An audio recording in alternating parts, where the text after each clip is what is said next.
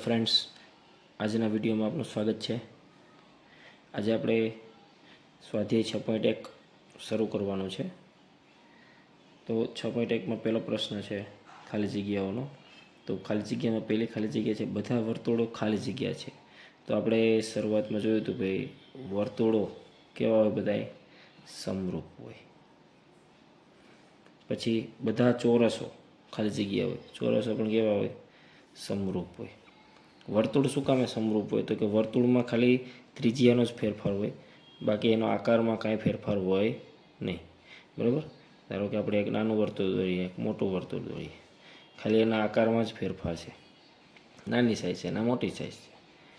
ચોરસમાં એમ છે, ચોરસમાં શું હોય કે ખાલી બાજુઓનો ફેરફાર હોય, પણ ચારે બાજુઓ સરખી હોય, ચારે ખૂણા સરખા હોય, એટલા માટે એને સમરૂપ કહેવાય। તો નેક્સ્ટ, બધા ખાલી જગ્યા ત્રિકોણો સમરૂપ છે। બધા ત્રિકોણો સમરૂપ, ક્યાં ત્રિકોણ સમરૂપ હોય? તો કે ત્રિકોણમાં સમરૂપ ત્રિકોણ એવો હોય કે એના ખૂણા પણ સરખા હોવા જોઈએ। તો એવો ત્રિકોણ આપણી પાસે કોણ છે? તો કે એક છે, કોણ? સમબાજુ, બરાબર। ત્યાર પછી જો અ કરીને આપ્યું છે, બે બહુકોણના અનુરૂપ ખૂણાઓ ખાલી જગ્યા હોય, કેવા હોય? તો કે સમાન હોય, તેમની અનુરૂપ બાજુઓ સમપ્રમાણમાં હોય।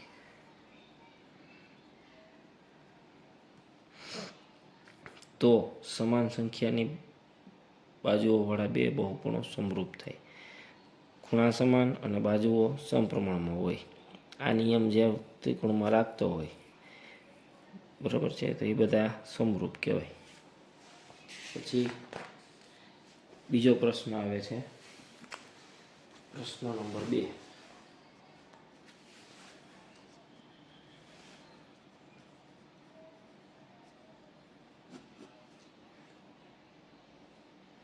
ઉદાહરણ પણ આ છે આપણે જોડીઓના।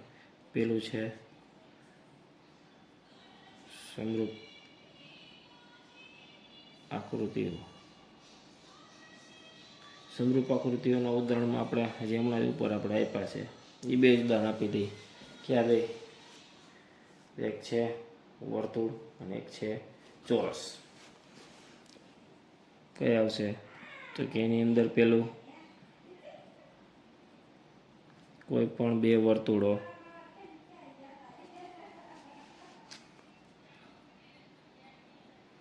સમરૂપ આકૃતિઓ છે। પછી બીજું,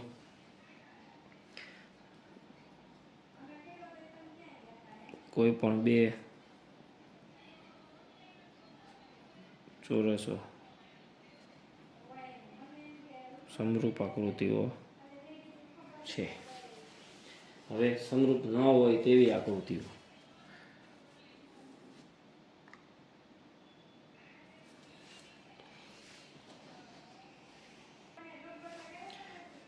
આપણને પ્રશ્ન કર્યો છે સમરૂપ ન હોય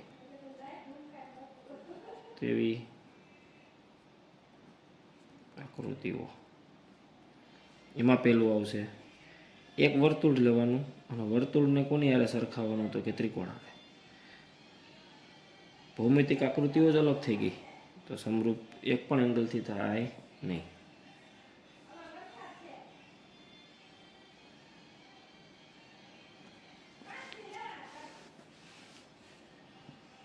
પછી બીજું, સમદ્વિ બાજુ ત્રિકોણ અને વિષમ બાજુ ત્રિકોણ। બાજુ બધી નોખી નોખી, મજા આવે તમને બાજુ લ્યો એ।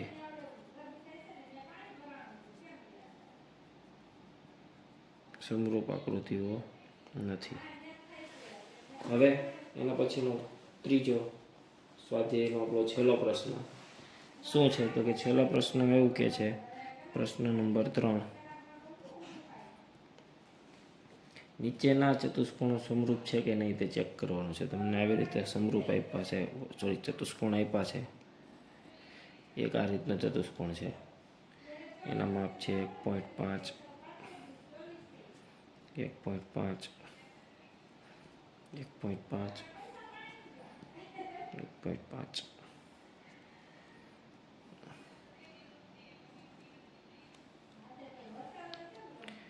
આ બધા ચોરસ છે. A, B, C, D, 3, 3, 3, 3. આનું નામ છે P, Q, R, S. તો અહીંયા આપણને આકૃતિ જોઈને ખબર પડે કે ભાઈ આ સમરૂપ આકૃતિઓ નથી. તો આ સમરૂપ નથી કેમ ખબર પડી? તો સમરૂપનો નિયમ શું છે? તો કે ખૂણા સરખા હોવા જોઈએ અને બાજુઓનો ગુણોત્તર સરખો હોય છે. બાજુનો ગુણોત્તર સરખો છે. હાલો 1.5 ભેગા 3 કરો, 1.5 ભેગા 3 કરો, 1.5 ભેગા 3 કરો થાય. પરંતુ જે આ ખૂણા છે, ખૂણા અનુરૂપ ખૂણા સરખા નથી. અહીંયા 90નો ખૂણો છે તો અહીંયા 90નો ખૂણો નથી. અહીંયા 90નો ખૂણો છે તો અહીંયા 90નો ખૂણો નથી. એટલા માટે આપણે એક વિધાન લખી નાખીએ. શું લખવાનું? તો કે ઉપર દર્શાવેલ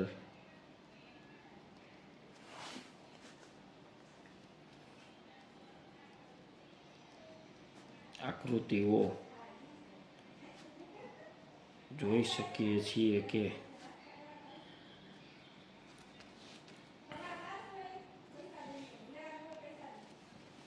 બંને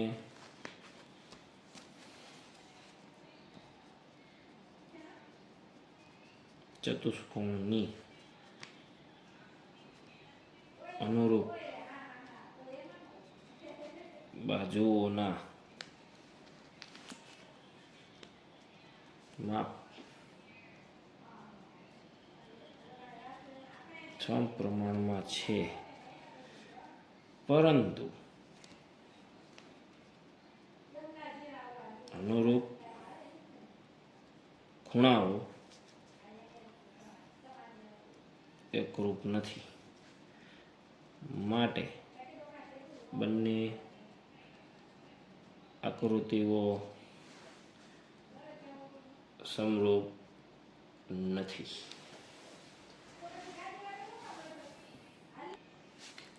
ત્યારબાદ આપણે ઉદાહરણ 1 જોઈએ.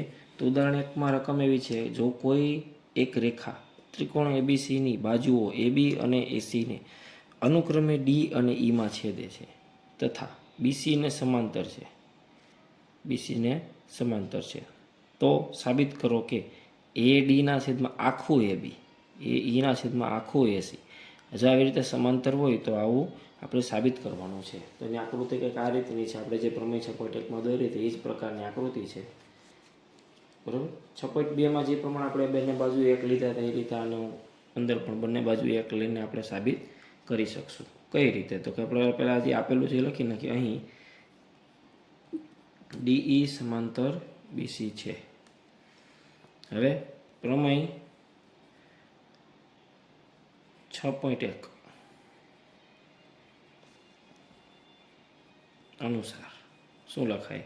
તો કે ADના છેદમાં BD બરાબર AEના છેદમાં EC. હવે આને ખાલી આપણે બેને ઉલટાવવાના છે. બંને બાજુ આપણે જે કરી બધી બાજુ કરવાનું. એટલે આપણે ઉલટાવીએ તો શું લખાય? તો કે BD છેદમાં AD બરાબર ECના છેદમાં AE. હવે શું કરવાનું? હવે બંને બાજુ એક ઉમેરતા, બંને બાજુ એક ઉમેરતા અહીંયા થાય BDના છેદમાં AD વત્તા 1 બરાબર ECના છેદમાં AE વત્તા 1. હવે શું કરવાનું? તો હવે લસા લેવાનો. લસા શું આવશે? તો કે BD પ્લસ AD છેદમાં AB, AD બરાબર EC પ્લસ AE છેદમાં AE. હવે આ BD અને AD આકૃતિમાં જુઓ, BD અને AD આ બેને ભેગું શું લખાય? તો કે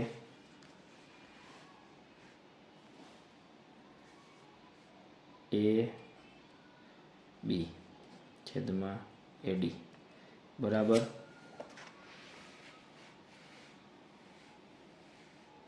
શું લખાય તો કે EC અને AE. તો EC અને AE એ બે ભેગા થઈને બનાવે તો કે AC બનાવે.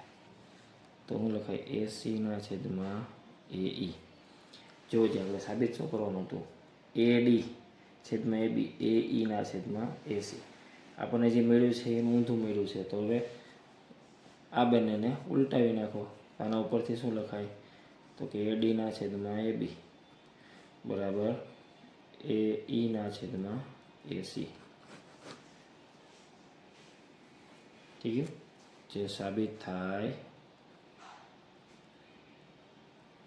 છે. ચાલો એના પછીનો દાખલો છે ઉદાહરણ 2. આકૃતિ આપણને આ રીતની મળે છે કે ભાઈ સમલંબ ચતુષ્કોણ છે ABC ને D. એની અંદર AB સમાંતર CD છે. બિંદુઓ E અને F અનુક્રમે તેની સમાંતર ન હોય તેવી બાજુઓ AD અને BC પર એવા છે કે જેથી EF ABને સમાંતર હોય. તો જો ABને સમાંતર હોય તો એ CDને સમાંતર જ થાય. તો આપણે સાબિત શું કરવાનું તો કે AE/ED એટલે કે આ AE/ED અને BF/FC આપણે એ સાબિત કરવાનું છે. તો આપણી પાસે શું આપેલું છે પહેલાં એ લખી લઈએ આપણે. EF ને Gમાં છેદતી રેખા, આપણે અલગથી એક રેખા દોરી છે ACને જોઈન્ટ કરી દીધું આપણે. તો AC દોરો. શું કામ દોરીએ છીએ તો કે મારે એની અંદર પ્રમેય એક લગાડી શકું છું. બે ત્રિકોણ બને છે AD. જો આ A, આ D, આ C એક ત્રિકોણ બને. એની અંદર જો વચ્ચે EG સમાંતર છે તો એ જ રીતે ઊંધો ત્રિકોણ બને CBA. એમાં પણ આ GF આ છે એ સમાંતર છે આને હારે. તો ત્યાં આપણે છપાઈ પ્રમેય લગાડી શકીએ. તો કઈ રીતે લાગશે હવે અહીં AB સમાંતર DC અને EF સમાંતર AB છે. તેથી હમણાં આપણે કીધું કે ઉપર સમાંતર હોય તો નીચેવાળા એને સમાંતર જ હોય. EF સમાંતર DC આ કહેવું ન પડે. જો આ આપણને કીધેલું છે EF સમાંતર AB છે, AB સમાંતર DC છે. તો આ બે હોય તો એનો મતલબ શું થયો, આ DC અને EF બે કેવા હોય, સમાંતર હોય.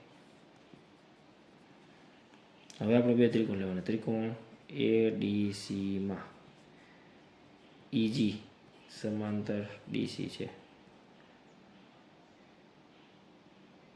બરાબર. તો એના માટે શું લાગે તો કે AE/ED બરાબર AG/GC. ક્યાંથી આવ્યું તો કે પ્રમેય 6.1 મુજબ. જો આકૃતિમાં જુઓ શું દેખાય છે તો કે આકૃતિમાં AE/ED અને AG/GC. હવે એ જ રીતે આ જ રીતે ત્રિકોણ CAB પરથી FG સમાંતર AB છે. એની અંદર શું થાય તો કે CG/AG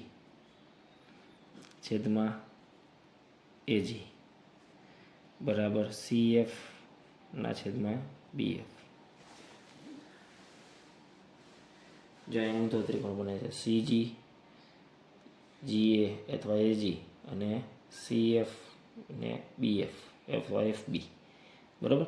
તો આના બે ઉપરથી આપણને શું ખબર પડી, આ બે ઉપરથી જુઓ જી એની અંદર જો AG અને CG અહીંયા છે AG અને CG. તો બંને કેવા થાય, સરખા થાય. જો આના બરાબર આ હોય, આના બરાબર આ હોય, મતલબ આ બે સરખા છે. તો આ બે ઓલરેડી ઓટોમેટિક સરખા થઈ જાય. આ બે થઈ જાય. તો આને હું એક કહી દઉં રેડી? આ પણ ક્યાંથી આવ્યું? પ્રમેય 6.1 પરથી. હવે અને શું કહેવાય તો કે એટલે કે શું કહેવાય એટલે કે એજી છેદમાં જીસી બરાબર બીએફ છેદમાં સીએફ આવું થાય. જો મેં આની અંદર શું કર્યું તો મેં આને ખાલી ફેરવી નાખ્યું. મારી પાસે સીજી ને એજી હતું, એની બદલે મેં શું કરી નાખ્યું એજી અને જીસી. શું કામ હતું કે મારે અહીંયા સમીકરણ એકની અંદર એજી અને જીસી છે, તે જ પ્રમાણે અહીંયા એજી અને જીસી કરવું પડે. તો હું છે આપણે એ બરાબર બી થતું હોય, શું થતું હોય એ બરાબર બી, પછી બી બરાબર સી થતું હોય, તો ઓટોમેટિકલી એ અને સી બે કેવા થઈ જાય? બરાબર થઈ જાય. તો એ વસ્તુ અહીંયા વાપરવાની છે આપણે. જો એ છેદમાં ઈડી બરાબર એજીના છેદમાં જીસી હોય, એજીના છેદમાં જીસી બરાબર જીસી હોય, બરાબર, તો આ એ ઈના છેદમાં ઈડી બરાબર શું થઈ જાય? બીએફના છેદમાં સીએફ થઈ જાય. ચાલો, તો આપણે પરિણામ 1 અને 2 પરથી શું ખબર પડે તો કે એ ઈના છેદમાં ઈડી બરાબર બીએફના છેદમાં એફસી થાય. આપણે આ જ સાબિત કરવાનું છે, બરાબર. તો આજના વિડીયોમાં આપણે આટલું જ રાખશું. વધુ આપણે નવા વિડીયો સાથે મળશું.